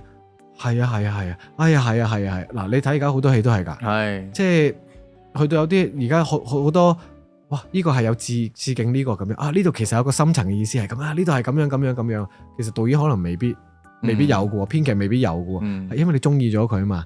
咁呢個就係即係就係咁咯。可唔可以即係我哋做我哋呢行就係要好快就係我中意咗佢。咁嗱，演員有陣時一個好處就係我累積咗20年嘅 track record 咧，即係本身已經好多人中意我咧，就會一入場就做得好，我中意佢啊。或者即係你都睇過有陣時係明明係做得唔係幾好。都 OK 啊，即係都 OK 啊，我見到係咁樣都劇本所限，我終極係咁，喂，咁睇佢行出嚟都正啦，已經係咪都會咁？咁但係調翻轉咯，唔中意你，真係唔中意你，就係你點都係唔中意你。咁所以呢個係其實有好多好有趣嘅嘢咯。咁當然啦，即係你話如果作為演員，點樣可以覺得好似哇，佢又好似 break through 咗啲嘢啊？點樣做咗啲嘢？咁呢個其實我覺得作為演員都要有好強嘅神秘感，但係喺香港好難做到呢樣嘢咯，要好刻意咯，好刻意啊！咁你就真係變成一個，但係刻意得嚟又好難揾食咯。係啊，你諗下一個演員，我專心即係好似 Daniel Day-Lewis 咁啊，即係除咗唔做演員嘅時候，就翻去做鬥木啊，做其他嘢啊。咁你唔怕講，即係咁，但係即係如果你好紅，你唔做任何嘢，咁你可以好神秘，咁你又行出街，即係而家個個都你唔玩社交媒體喎。先唔好講紅嗰啲啊，你未俾人識嗰班。你真係話喂，我唔玩社交媒體就唔玩社交媒體。所以點解譬如有陣時會調轉睇到就係有一啲素人嘅演員，即係其實唔係素人啦，其實都係可能做開舞台劇啊，做緊咩？佢第一炮出嚟一定好容易一鳴驚人㗎。我哋好多師兄弟都係咁樣啦。咁佢哋自己都知㗎，因為第一炮啊嘛。即係你唔知佢邊個咧，其實勁到飛起嘅本身都。咁係第一炮咯。咁之後又要，其實個個都係要行翻同一條路嘅，即係可能你一開波係第一檔，你個內彎係冇咁拋咁遠咯，但係其實你下一個彎你都係拋遠。佢都係訓練咗好耐啊，做咗好多 preparation。係啊，咁所以係好有趣啊！即係我就成日覺得，即係做演員你話幾好啊，即係或者做創作係永遠都冇一條公式咯。咁你可以做到老，你都仲可以學緊嘢啊，咁咪幾有趣啊！即係如果唔覺意你都仲係維持到生活。咁呢啲工就應該要點都要繼續做咯。講到世代呢樣嘢呢，可以再問多少少嘅就係擔唔擔心嗱？而家啦，其實呢個世代嘅電影係比較，我會形容為噏臭啦、厭世啦，同埋好 dark 啦，所有嘢都好 dark。即係你睇動漫都應該見到啦，嗰啲芙莉蓮啊嗰啲呢，一講啊，哇，原來經過成千年啊，好暗黑啊咁樣。擔唔擔心而家呢個年代係咪勵志片有冇佢嘅空間呢？咁我冇咁諗喎，即係咁，但係當然即係個整體都好差，譬如金童咁樣啦，即係我覺得嗰種真係無怨無悔去到，喂，我付出咗咁多嘢，然之後錢就攞埋出嚟整啦，咁都隨時係你知今年啲票房都係係嘛 touch wood，即係我都成日都講咯，即係咁。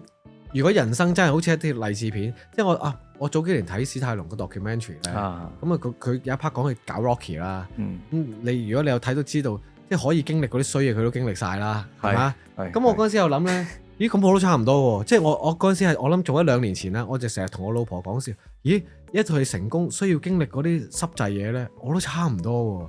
咁我都有機會成功喎，今次即係唔好講係咪前後邊啊，前邊我衰嘅都差唔多喎。你 checklist 中晒咯喎，差唔多咯喎，咁樣。咁但係坦白講啊，即係好現實，即係就算冇任何所謂好事發生，即係咁講真，我今年睇好多戲上咗，最後可能都強差人意，人哋努力，人哋都努力㗎啦。即係其他抌咗喺度好耐嘅戲，咁都係一樣啦。咁我好明白人哋都經歷呢啲嘢，咁。我都冇所謂喎，即係我真係覺得係無怨無悔。總之呢套戲呢，我係得咁多，盡咗噶啦。我會形容為我有少少慶幸呢個年頭有佢咯。唔知係我咁啱又經歷緊嗰個 stage，係令到我裏邊有啲嘢 touch 到我啦。即係有陣時睇戲就係咁樣，即係未必話 100% 或者佢做得100分就 touch 到你，但係總係有啲位就係 OK， 哇呢個位中啊！跟住你講嗰句對白啊，為咗個仔嘅咁樣，我成日令到佢失望大人嘅嗰啲嘢，嗰幾下咧，我係俾你嘅組合拳打中咗嘅。係，而我自己都打中啊。係，我哋做 mixing 嘅時候咧，幾個麻甩佬喺度咧，有一句台詞啊，我知大人同細路仔嘅分別，大人永遠都係令細路仔失望。我係全部麻甩佬，跟住即係側邊都全部係，真係你帶唔到個仔去迪士尼，你就唔好亂咁噏啦。即係你話帶又唔帶，即係同埋你有陣時你覺得好似好少嘢，係啊，但係原來佢個世界係啊，因為係啊，咁我覺得即係如果講翻你話，所以今年啊擔唔擔心勵志片，我都冇擔心過，即係因為咁講真啦，而家個市有邊個知啫，好似個個都覺得得嗰啲又唔得，即係但係有陣時你覺得佢未必得嗰啲又好得，即係其實即係而家係一個好有趣嘅階段咯，咁所以我覺得今次慶幸我嘅 preparation 做得好好，就係我真係去到一滴都冇咯，即係人真係去到一滴都冇咧，你真係有一種無怨無悔嘅感覺嘅，即係呢樣嘢咧，我人生係長期出現咁樣嘅。我好記得即係嗰時喺演藝學院好想做勇往街車，即係好想做即係 Brando 係我偶像，咁有得做 Streetcar Named Desire，我心裏面已經同我自己講，我畢業前我一定要做，即係我係畢業班，最後一年啊，即係通常一啲我哋入邊演藝學院咧。啲勁嘅戲咧，都係留俾畢業班嘅人容易有機會。咁我之前咧，從來都未做過主角嘅，即係我入行入 AP 嘅時候咧，我係好快已經有角色做嘅，即係已經即係自己覺得啦，我仲唔係我班裡面嘅嗰個 play 嘅主角啊新星咁。咁點知做下，中有幾年咧冇做過主角，睇住側邊啲同學個個都開始擔戲，我仍然仲係做緊啲 chorus 啊，冇喎，我心嚇唔通。自己覺得自己好勁，原來嗰5年最後我係嗰啲冇主角做過就畢業嘅人，好渣喎咁樣。咁我真係顧住一擲，最尾一年勇往街車咁樣。我係早咗年幾已經開始做 gym，即係個個放學走去酒吧飲嘢，我自己去做 gym 啊。冇錢走去信和買奶粉，飲咗2罐咁樣，1000幾2000蚊咁樣，哇重咗20磅咁樣。我最記得係不停咁樣做 gym，不停咁做 gym。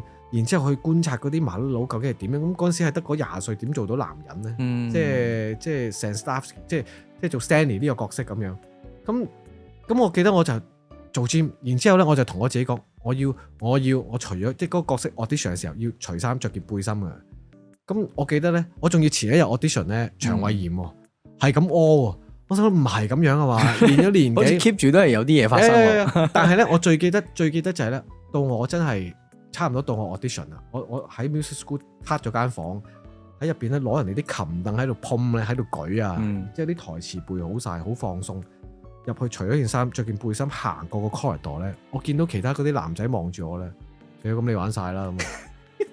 因為我已經係開始，哇有個膊啊，有個手啊，胸啊咁下去。咁但係嗰一刻咧，我係覺得我盡咗噶啦。即係我盡咗力，呢一刻我出到嚟，我有冇 second call 都好，我盡咗力算啦咁。咁我其實嗰次嘅印象俾我就係，其實人生去到呢個階段咧，你就可以唔再執着咯。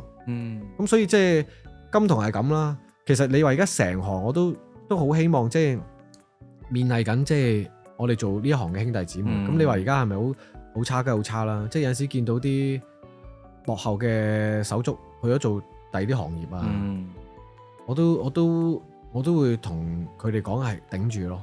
即係我覺得而家個市好差，都係我由幾時開始 feel 到咧？就係由賀歲片開始，即係長島謝票完咗之後，個鋪原來大家都係咁樣嘅啫。咁就真係突然間 feel 到完啊！即係呢個港產片喺好艱難嘅情況，其實我入行開始已經講啦。即係我入行，不過我入行我算係好好彩嘅。由盜版 VCD 開始咯，應該。即係嗰陣時遠又唔係啦。即係譬如我講，我真係拍緊電影係15、14開始，即係到而家十年啦。咁嗰陣時已經有啲前輩同，聰而家差咗好多噶啦。哇！咁嗰陣時其實我算好好彩，我每年係拍緊8套戲、9套戲 chorus， 即係做配角啦。到開始真係做主角，我都一年可能拍緊5套戲咁。但五套係盡咗噶啦，即係因為你主角你就成日要嘛。咁我記得有個前輩同我講，哇，聰，如果你早20年前，你係而家咁樣工作量，哇，你發咗達啦已經咁樣。哇嚇！我真係未試過，即係從來都未試過。你哋講40零歲就會從商啊，就去咗完全冇其他地方。我完全只係真係靠熱誠，即係靠熱誠。咁到今年年頭真係覺得嚟咗啊！咁但係我成日覺得即係我希望鼓勵大家唔係，起碼我係咁諗咯。我覺得而家唔係玩完咯，係而家轉緊。即係你話呢一行係咪有好多問題？係有好多問題咯。即係以我一個入行電影10年嘅一個新人，我都睇到好多問題。製作上、題材上有好多問題，普羅大眾唔會知嘅。我哋行內人就知有好多結構性嘅問題。咁而家浮現咯。咁但係呢啲問題唔係一時三刻可以解決到嘅。有啲係直情係改變咗我哋天性啦。我哋要慢慢變翻個天性，先至可以有一種新嘅諗法。咁都唔係淨係我哋香港差，其實荷里活都好差㗎，全世界都差。但係我希望大家嘅諗法就係，咁我覺得坦白講啊，而家係淘汰咗一啲，即係留翻低嘅人啦。我唔講淘汰咩人啦，留翻低咩人啦，留翻低啲即係好中意呢一行嘅人咯，好有 passion，唔使食嘅人咯，唔使揾錢嘅人咯，會光合作用嘅人，好戇居嘅人咯。咁但係如果呢啲人咁艱難都仲留低，仲喺度讀下劇本啦，讀啲低能嘢拍下。其實好嘢就係呢啲時候先會產生。講真啦，創作力最強嘅人呢，係喺你最窮嘅時候。人就係咁啊！我以前呢，最寫得歌，我覺得最爆發嘅時候係乜嘢都冇嘅時候，乜嘢都冇，即係得張床單喺度咁坐，同埋咁寫咯。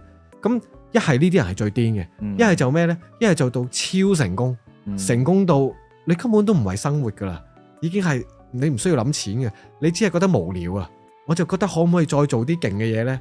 咁但係去到咁有錢，你覺得無聊係好少機會嘅。喂，咁多錢買遊艇啦，玩下呢樣玩下嗰樣，你唔會覺得無聊嘅。你唔會再翻去搞創作咁辛苦。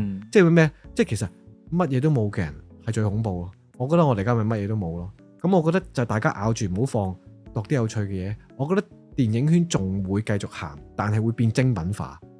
即係啲劇本係唔再係以前老細覺得喂呢套似邊套戲點開啊，而家冇噶啦。個老細覺得呢套似邊套啊？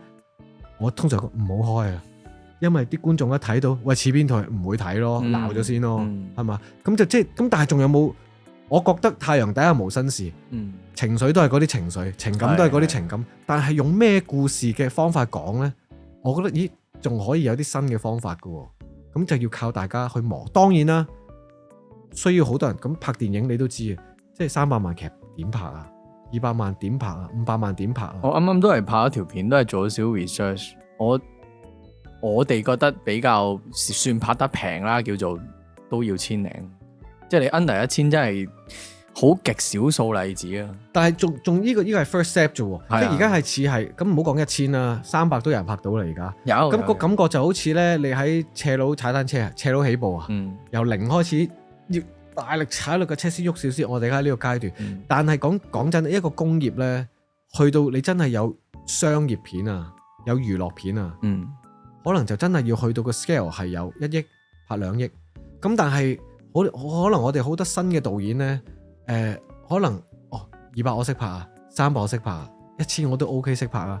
咁但係真係去到俾2億你拍，其實我都聽過啲導演講係我唔識拍，係咪？即係咁窄路微塵。如果有2億俾我哋拍，點拍？點拍？係即係抹下窗爆，成層樓爆咗啊！即係你本身讀一個劇本，你有冇啲場面嘢，你都要識得真係有咁 mindset 㗎。咁呢種就係而家好多我哋啲新嘅導演都係文青導演啲咧，佢哋又未必係個 taste 啊，即係唔係話叻定係唔叻啦。咁但係就要百花齊放咯。你又第日又要出翻啲導演係 OK 啊，你俾1億我幫你諗到啲嘢好癲㗎，可以有畫面睇㗎。咁但係我哋就未係呢個咯，但係要先有啲新意先咯。咁但係新意又要喺唔使錢嘅情況之下，又做到啲新意出嚟咧，呢個就比較難啲咯。咁呢個係靠咩咧？我覺得即係咁樣講又好似好容易俾人鬧，但係又真係咁係靠咩？靠大家高抬貴手咯，係咪？即係我哋拍咗出嚟，咁但係又好難㗎，你好難同觀眾講我次次嚟撐。嗱呢個台嘅主旨都係嘅，都係高抬貴手啦。係啊，好少可我會爆得好勁嘅，爆得好勁通常就係你揸住好大嚿錢，但係唔識拍咯。咁都我通常就對啲小 budget 嘅輕手嘅，都不過嗱坦白講，你問我即係我就覺得做導演真係好難嘅，即係亦都可能唔知咧，即係我就會覺得係應該咁講，即係純粹我自己啊，我20幾歲嘅時候咧喺英國學院讀書咧，有個休息室嘅一部電視，咁啊成日都係成班 AP 讀書，覺得自己好勁啊，我讀演戲嘅。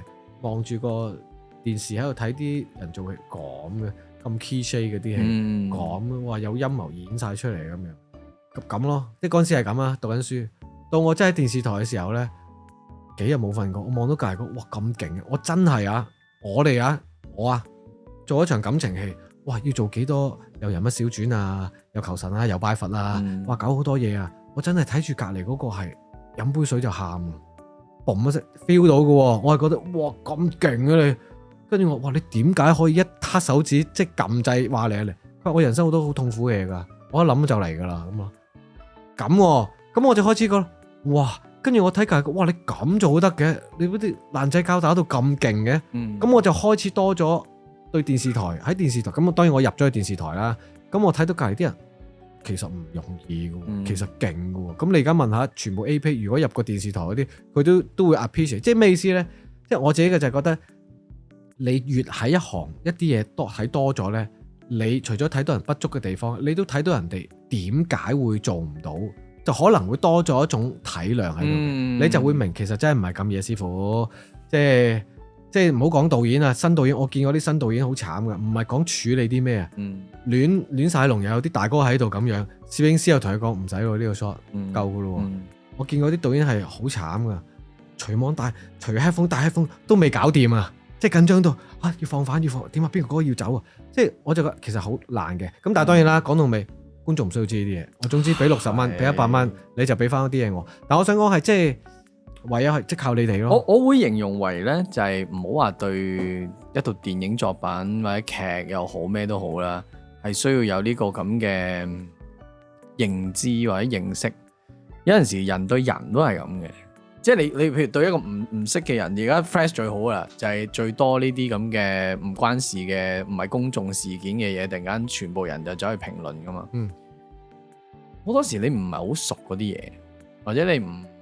嗰樣嘢又唔係好關你事，但係你就會好多人就會 OK， 我分黨分派啦，又開始胡鬧啦，胡鬧嚟嘅就少下人啊，少下聲。人嘅本性好得意哦，即係去到最後好似即係全部都係辯論隊嘅我哋，係咪啊？即係其實有啲冇話辯唔辯論嘅，即係但係都係要去到辯論，跟住就好似係即係我可能係大家生活都好 tense 啊，但係所以點解我成日都覺得即係我係好 respect， 同埋我覺得你哋影評嘅人。任何嘅 channel 都好，其實有佢嘅價值喺度。個價值係咩呢？係需要你哋去話俾人聽，從邊個角度去欣賞電影。即係咁係真嘅喎。即係譬如我如果講一套電影，我係真係我哋以前要學評論，係咪要學評論？然之後，但個評論唔係咁簡單，係話俾你聽，從咩角度睇件事啦？點樣件事？點解我睇到個 beauty 喺呢度？原來個藝術喺呢度嘅。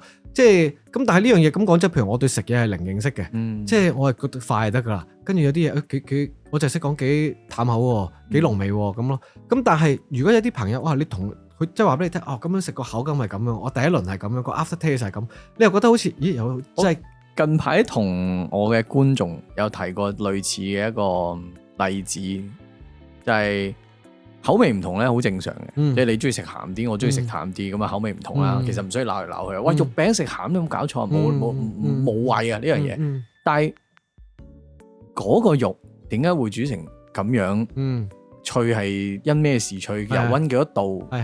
等等各項嗰個香氣喺邊度嚟嘅？嗰啲反而就真係品味啦，就真係去人哋即係就可以拗下啦。就嗰樣，喂佢咁樣整，油溫170定180好啲啊？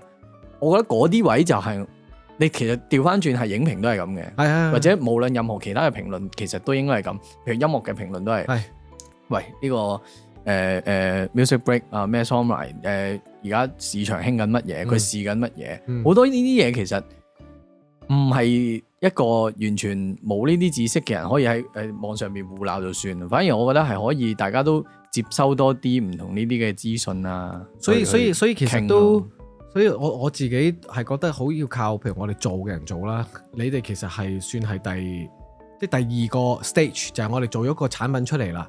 即係唔係講緊，即係唔好誤會我，就唔係講係咪永遠都要盲撐啊？唔係，絕對而係即係好定係唔好。有陣時我哋出嚟即係做一個演員咁樣。咁講真啦，我站咗一個宣傳嘅角度，我冇可能出嚟講俾你聽。咁我係宣傳噶嘛，我唔可以講話退。其實呢度唔好嘅，即係呢度唔好嘅，唔好怪咯，係嘛？即係電影公司啲人會望住你咪傻啊咁樣。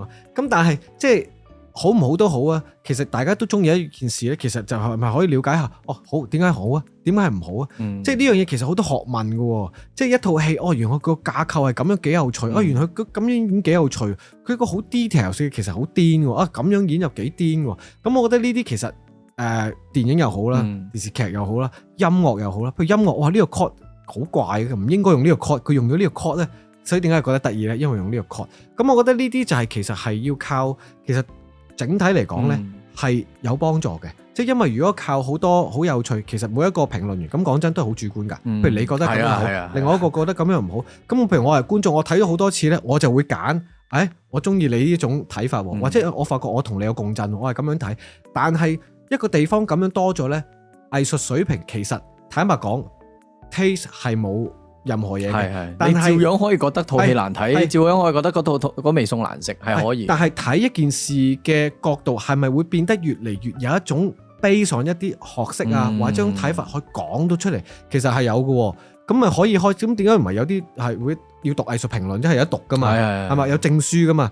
咁呢個就係一種知識喺入邊。咁其實去到呢樣嘢，其實都唔係要 prove 我啱你錯咯，而係多咗一種角度去欣賞一啲嘢咯。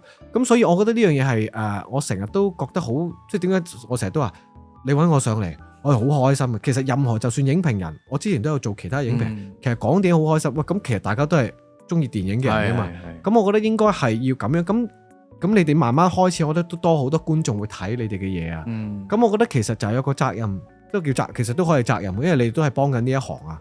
即係因為如果我哋真係冇晒戲咧，你哋都唔知評咩好啊。唔係冇港產片。其實今年都係咪啊？個台都冇乜嘢搞噶啦。係啊。咁我覺得係咁咯。即係如果你中意一個地方，中意一啲嘢，即係我成日都有陣時我都同啲記者朋友都會咁傾偈。即係佢話你覺得個行點樣？而家係點樣？咪大家努力啲咯，但係講緊大家努力係大家一齊努力喎，即係因為真正嗰個唇亡齒寒啊嘛，即係同埋咧，我覺得即係呢個係我做舞台劇嘅時候，我做觀眾啊，唔係做我演員，我做觀眾嘅時候，我係有一個好大嘅體悟就係咩咧？其實觀眾都有狀態嘅，觀眾係冇責任，但係觀眾有狀態。OK，睇舞台劇咧係最即時嘅，我試過有陣時咧好攰。拍完成日戲，我夜晚要去睇個舞台劇，我都差唔多好攰，或者嗰日咧心情係燥燥地嘅。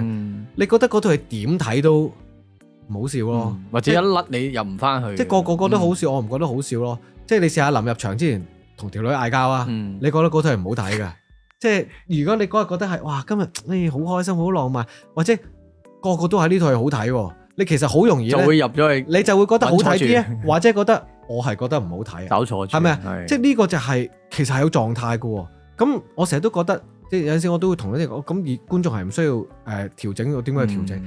喂，其實唔係啊，係你調整咗個狀態，覺得睇一套好爽，係咪其實係着數啲啊？即係有冇人咁變態，俾一嚿水然之後睇到一套戲啊，套戲好差，即係唔係講緊麻木？我講緊所有嘢都唔係麻木，而係如果我抱住一個真係好 neutral 嘅心，好 relax 啊，OK，我 open。然之後我冇前設，即係有陣時，譬如我睇嘅都係嘅，即係我有陣時有啲人成日問我覺得套戲點樣咧，我都要好清楚就係呢個係我 preference，即係如果我覺得個劇本應該要咁行，佢一唔係咁行，我覺得唔好咯，咁我就會 block 咗我自己。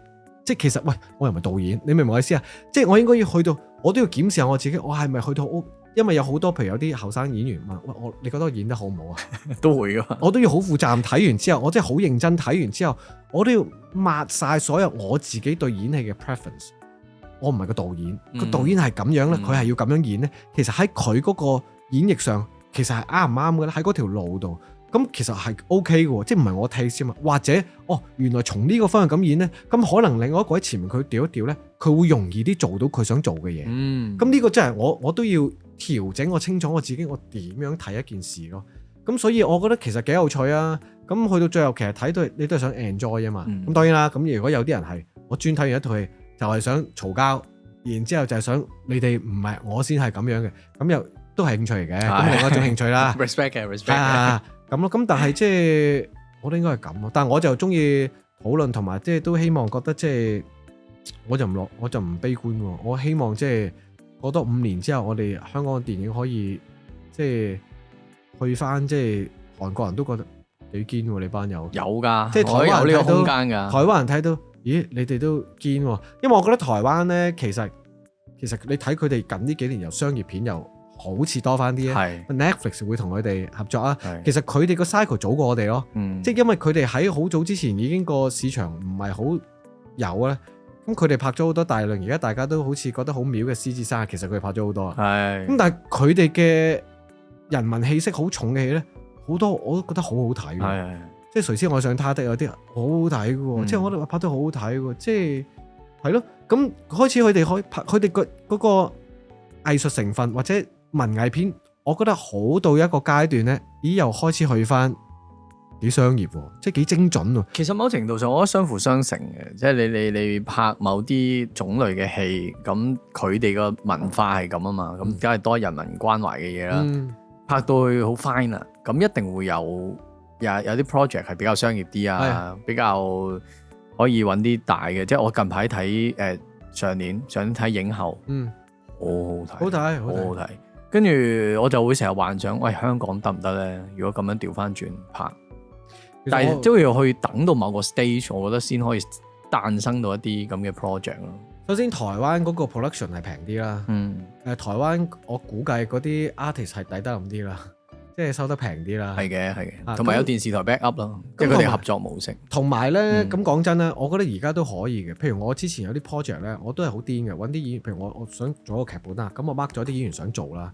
我真係試過調翻轉，我揾個編劇嚟，然之後我叫咗嗰啲演員咧，我哋做咗幾次 workshop，而嗰啲演員都係我呢個年紀最常出現嘅女演員嚟，大家都係當 exercise 咁。我同你講個 scene 係咁樣，你兩個喺度 jam 啊，然之後佢兩個好知道個角色係點樣，之後大家喺度 jam，個編劇喺度寫翻低，哇！你錯咗佢咁嘅台詞出嚟咁變態，跟住我覺得個台位應該係我要轉 two shot 係咁樣，佢突然間會坐咗另外嗰個女主角隔離，你會行過？係啊，我好想行過去，我哋會咁樣 jam 翻套戲咯，即係咩意思咧？唔係我好勁，而係可唔可以調翻轉咧？即係譬如有陣時我哋接到啲劇本，我可能2個月之後要開拍，我頭嗰1個月我仲要猜度緊個編劇諗乜嘢啦，導演諗乜嘢啦，我要 fulfill 個角色啦。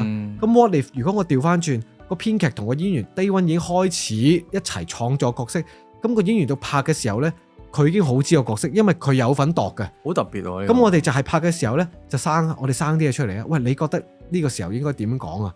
好似半 improv 咁樣拍啊，其實都可能。我睇影后，我覺得最大嘅感覺，我覺得撇開技巧、撇開劇本固之然好啦。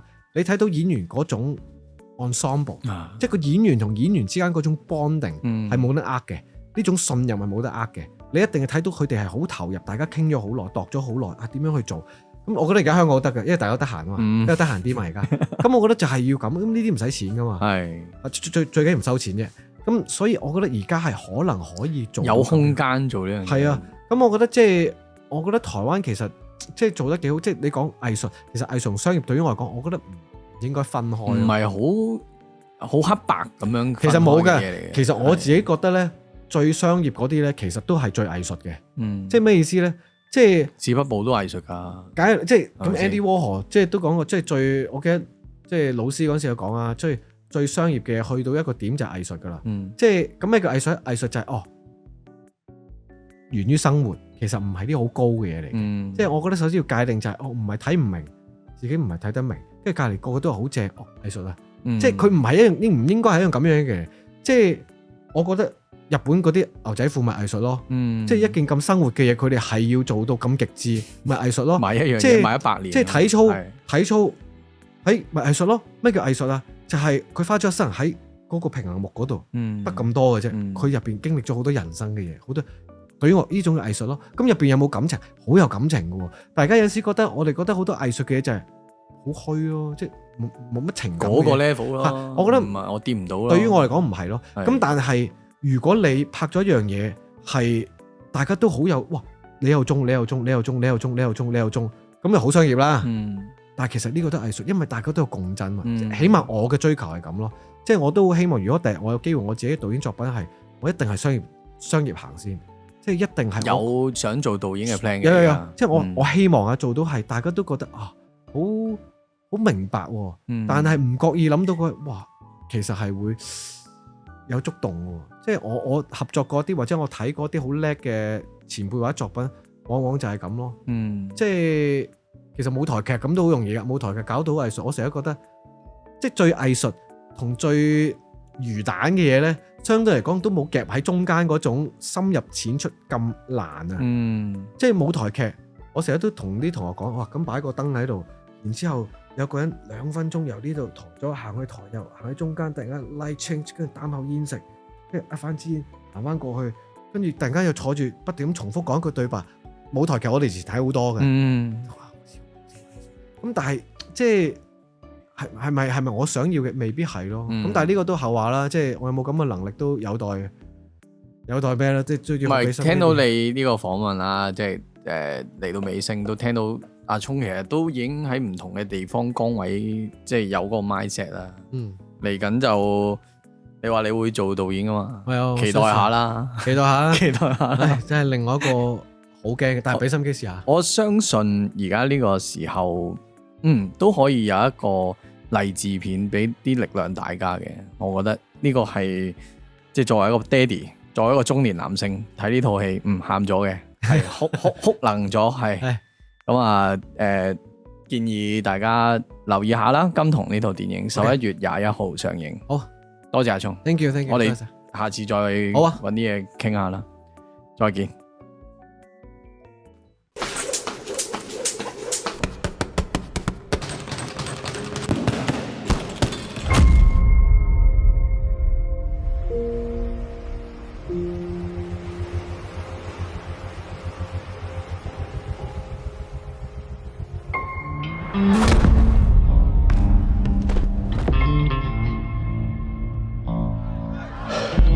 邊個理由夠厚，就可以撐到最後。